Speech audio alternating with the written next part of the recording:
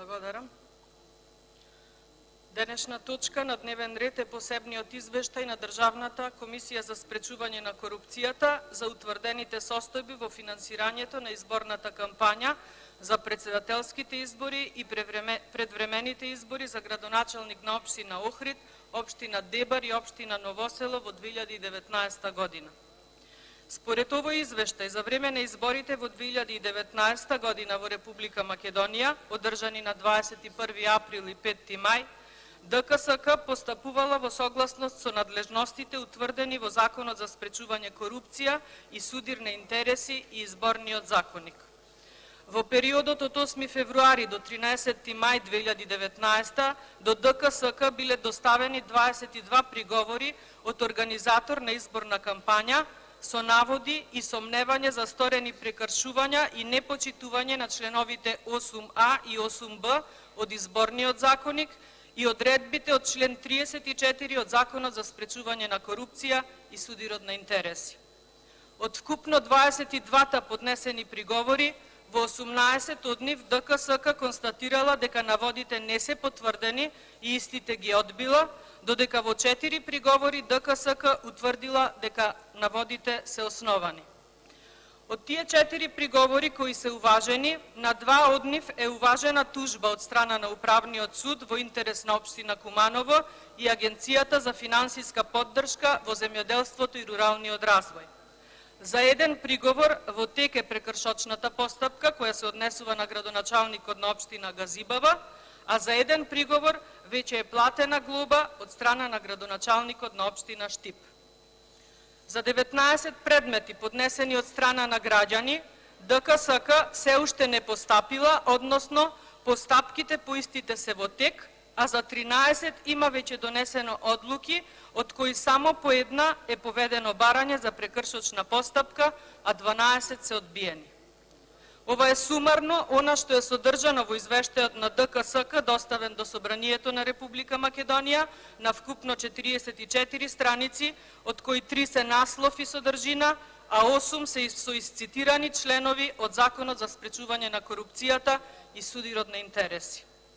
Јас го прочитав и извештајот од 87-та седница на Парламентарната комисија за политички систем и односи меѓу заедниците, одржана на 1 октомври, од кој видов дека до председателката на комисијата биле поставени доста прашања од страна на опозицијските пратеници, на кои одговорите се кратки и доста штури со образложенија. Едноставно, одговор дека постапката е во тек или дека не се добиено доволно доказни материјали за отпочнување постапка од страна на ДКСК, некако не ми изгледа доволно сериозен и не го оправдува добиеното очекување кај народот за оваа комисија. Ниту пак одговорот отворен предмет нешто значи, бидејќи кај нас се случуваат незапаметени, огромни меѓународни криминални корупцијски скандали на власта, а со месеци се чекаат ставовите на антикорупционерите.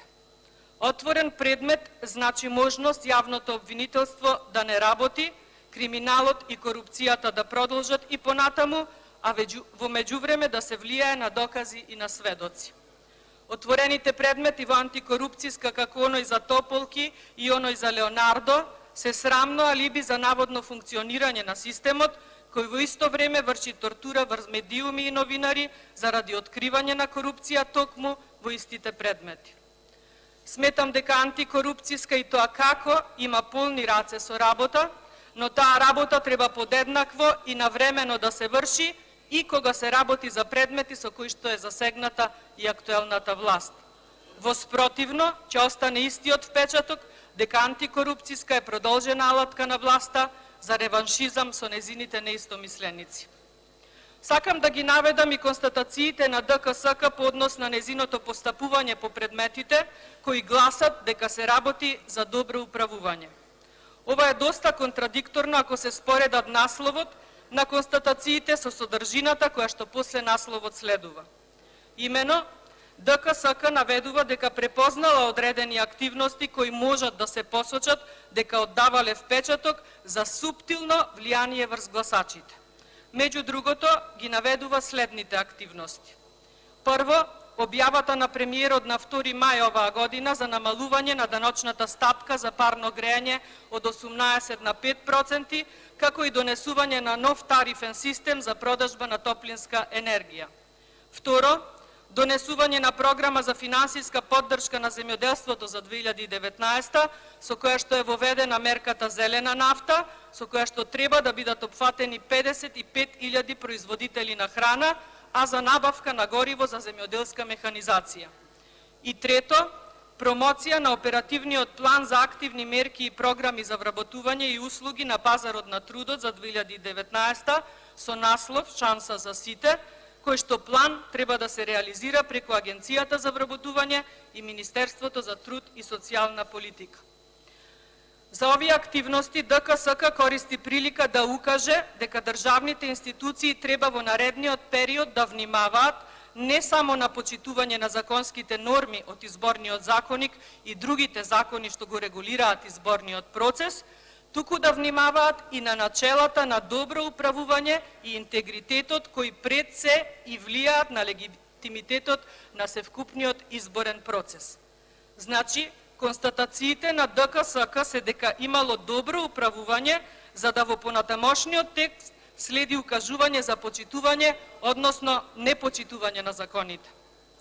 Понатаму ДКСК укажува и на системски недоследности, како што се непредвидените казни за прекршување на членот 8б од изборниот законник, понатаму потреба од допрецизирање на терминот итни и неодложни работи, кој што е наведен во членот 8а од изборниот законник и членот 34 од Законот за спречување на корупција и судир на интереси.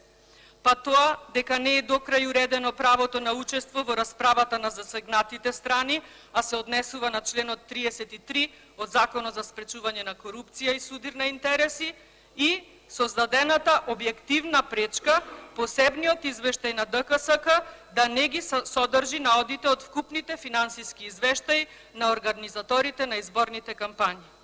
И конечно, ДКСК препорачува: прво, усогласување на одделни рокови и прекршочни одредби; второ, предвидување на механизми со кои ќе се спречи влијание врз гласачкото тело; и трето, усогласување на прекршочните санкции предвидени со изборниот законник со ингеренциите на ДКСК, Државната изборна комисија и Државниот завод за ревизија. Сумарно, ова значи дека ДКСК има увидено и констатирано прекршување на изборниот закон и Законот за спречување на корупција и судир на интереси во текот на председателските избори и предвремените избори за градоначалник на Охрид, Дебар и Ново село, но едноставно нашиот систем е таков што се ќе се заврши со констатации, препораки и упатување од страна на ДКСК, со неотварање на случаи од страна на јавното обвинителство или одбивање или прифаќање на тужбите од управниот суд, зависно од тоа која поднесува тужбата. Се додека не се отплетка јазолот помеѓу независните институции и судството, како и јазолот помеѓу судството и актуелната власт која и да е, се дотогаш ние само ќе си читаме извештаи кои се со запазен рок, но суштински ништо нема ниту да се превземе, ниту да се подобри. А има една поговорка која вели: кога нешто не можеш да отплеккаш, тогаш пресечи го. Затоа сметам дека е дојдено време да се пресече и да се започне се одново. Да дојде време кога секој чесен граѓанин во Република Македонија ќе нема страв да поднесува приговор, кога секој нечесен граѓанин ќе одговара за неговата нечесност, кога системските недоследности еднаш и за секогаш ќе се разрешат, кога судството ќе постапува според законите, а не според телефонски добиени нападствија, кога ДКСК ќе постапува и отвара предмети навремено и еднакво исто, без разлика за кого и да се работи, кога институциите ќе ни ги водат квалитетни и честни професионалци, кога политичарите ќе немаат никакви специјални третмани и бенефиции, различни од секој еден неполитичар, и кога конечно, наместо да се плука по државата и системот, да се превземе одговорноста и обврската на секој еден поединечно токму кон државата и системот. Зашто државата и системот сме сите ние, заедно и поединечно. Во оваа држава нема обични и необични луѓе, туку сите сме исти и сите треба подеднакво да ги почитуваме и да одговараме пред законите. Еден ист закон мора да важи подеднакво за секој и за секоја ситуација, а не еден ист Ви благодарам. да се толкува зависно од поединец или од ситуацијата. Ви благодарам.